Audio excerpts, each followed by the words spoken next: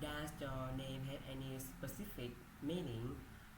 Most Vietnamese names do, I suppose, and mine is not an exception.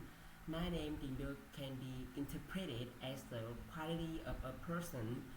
In my country, when you say that a person is virtuous, you mean that you has the training to practice the teaching of morality, live for standard life, and moral people care about others. That's why my parents named me that. Where are you from? Well, I was born and grew up in Văn Hội village, Thường Tín district, which is the suburb of Hanoi City. The village where I live has a very tranquil atmosphere and people are so friendly. Few days ago, I heard that my village was recognized as the cultural village. So amazing was good news that we waited for many years. What do you love about your hometown? To be honest, I would say that like everything, but what I like the most maybe is atmosphere. Contrary to polluted air and smog in the city, my hometown has fresh atmosphere. It makes me feel comfortable and relaxed. That is the reason why I like to live in my hometown, not in the city. Do you live in a big family? Yes, I do. I'm a member of typical Italian family, which has my grandparents, my parents, me, and my younger sister. The main reason why my parents, who can take care of my grandparents, can when they are sick or have health problems, choose to live with. So the atmosphere in my family is always cozy, and we are on cloud nine. On cloud nine. Are you married? No, I haven't yet, cause I'm 19 years old, too young to get married, and I don't even have a girlfriend yet. First, I need to finish my studies and graduate with an excellent degree. Then I will find a decent job with a stable income, and get married when I'm 27 years old. Are you working or are you a student? Well, I'm a sophomore at Tom University and accounting department is my major. This is what I love to study ever since I was a high school student. I have a passion for figures and calculations. I'm also trying to learn English to become an international accountant in the future. Do you have any plans after graduation? I'm not sure yet. I'm working very hard to complete my theories right now, so I do not have any time to figure out a concrete plan. To be honest, I find this whole situation kind of overwhelming. So for now, I'm focused on getting a degree.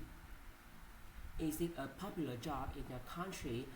I don't really know. I suppose accounting is a popular choice in the general, but not a lot of people can develop a passion for prepare financial statement since they think it can be a dual job.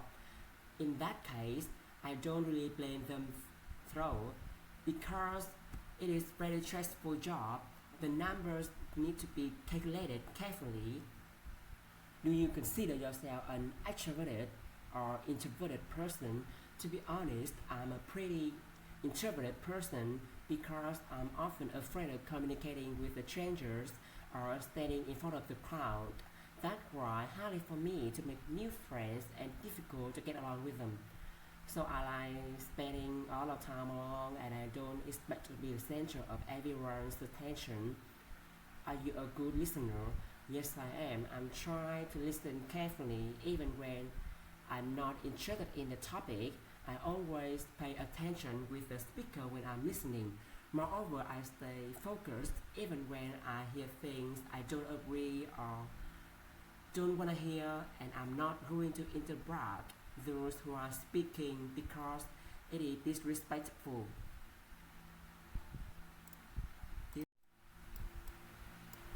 Describe a language that you find useful to study. To be honest, I have never thought about the matter before. This question took me completely surprised. However, after thinking about it, I have decided to talk about English that I find useful to study. As you know, not only is English one of the most necessary languages we need to have, but also it is the second language that I choose to learn. To be honest, I have learned English when I was 12, but at that time I felt that learning English was very difficult for me and did not realize the importance of English, so I stopped studying English. Now I find it extremely easy to learn English because I know the effective method to study it, and I have been taught and learned more in the right way. Well, I have learned from books, audios, videos on YouTube, study at English Center, and from my friends. Actually, I'm trying to improve both of my listening, reading, speaking, and writing skills by practicing English exercises. And I hope that in the future I will get an IELT certificate.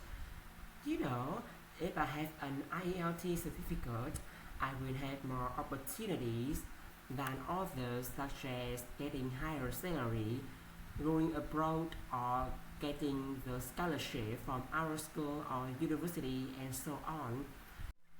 Does technology help workers or does it make their life more difficult? Yes, technology has workers a lot. There are two advantages on employees.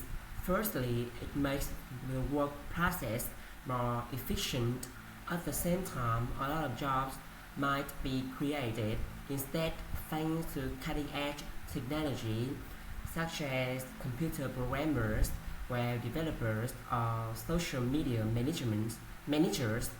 Secondly, it also makes workers more peaceful. Take my uncle for example. Before technology came along, he had to work a lot long hours with a heavy workload. But now technology has changed everything. The workload is reduced, so we have more time with his family, and that makes him happier. How do you think the internet will affect our life in the future? For my money, the internet will affect both beneficial and negative sides.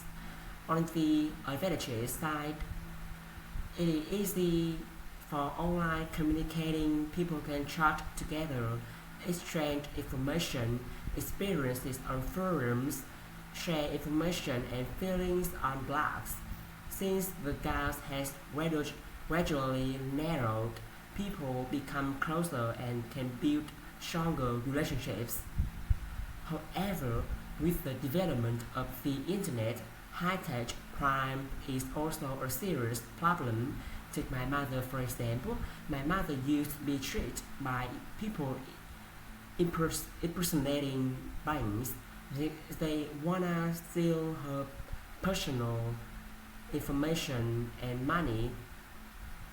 Fortunately, I find out and help my mother. Do you think everyone needs to know how to use a computer? No, I don't.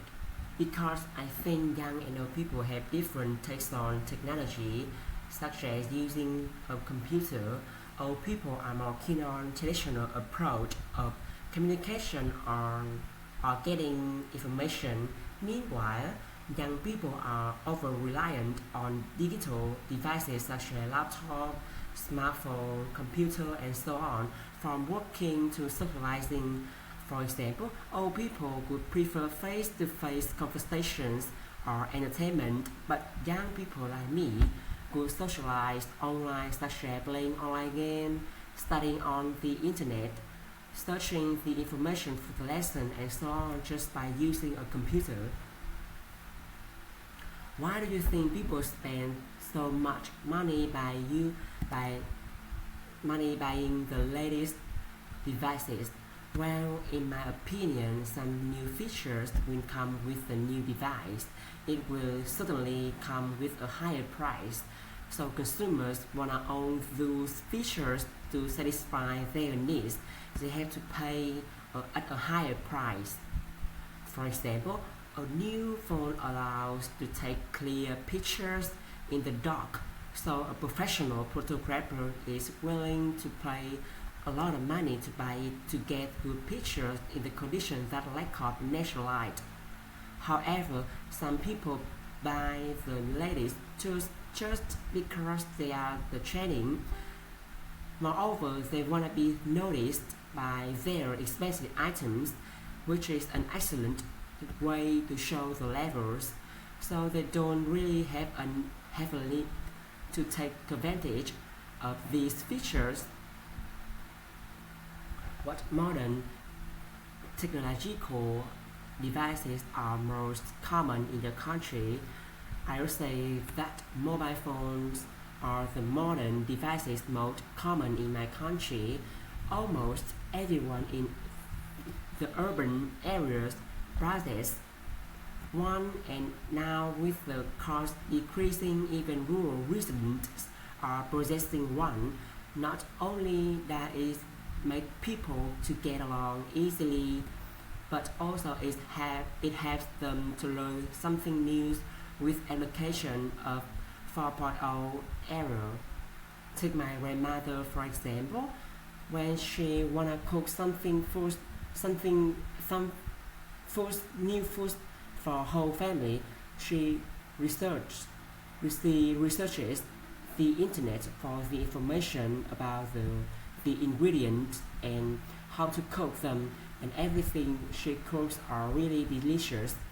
Nowadays, more and more people are trying to reduce their technology time. Why do you think it is the case? Technologies such as social media are designed to bring people together, yet they may have many the opposite effect in some cases.